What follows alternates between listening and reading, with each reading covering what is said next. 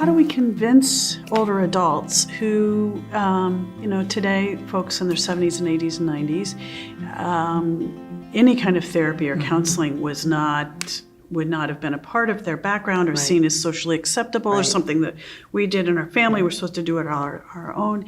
How do we help to convince the individuals themselves that perhaps it would be helpful for them? Right. Well, one thing is to not use the D word, depression. And so to really watch language and Dad, this can help you cope better with the situation. But what really has worked, because I've been asked this question many times and I've seen the problem many times, is that generation tends to really listen to the primary care doc. So the baby boomers maybe not so much, but the who do all their own research. But the 70 to 80-year-old population really tends to respect and listen to their docs. So if the family member, and sometimes physicians are not that eager to refer either to specialists. But what I have found in my over 30 years of practice is that if adult children talk to mom or dad, but especially get the PCP, the primary care physician, involved, that makes it more likely. Also, I have found that this population in their 70s and 80s tend to be rather frugal, okay? And even though Medicare is paying for it, majority of the cost, and co-pays usually pay some more, they don't want to waste the government's money. And that's great. And so I would say to my patients, again, we're going to do this. If you need longer, we can make that work. But if you don't, again, I'm going to become obsolete.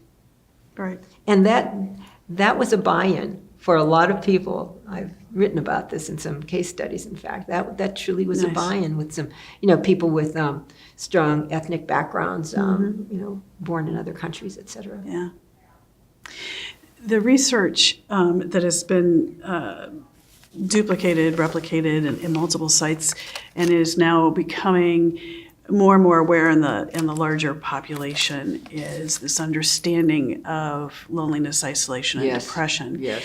And how it used to be thought that people, when they moved into a nursing facility, are the ones who would experience it. And we now know that actually people who are aging in their own homes are more at risk than those who are living in any kind of congregate setting.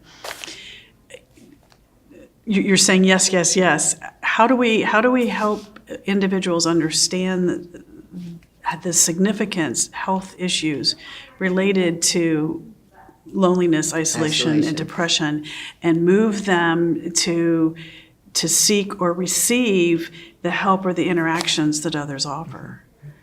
Well, certainly isolation is a major risk factor for not only depression, but also for suicide. And it's a health risk, period. So people get sicker more quickly. So companion animals can sometimes help.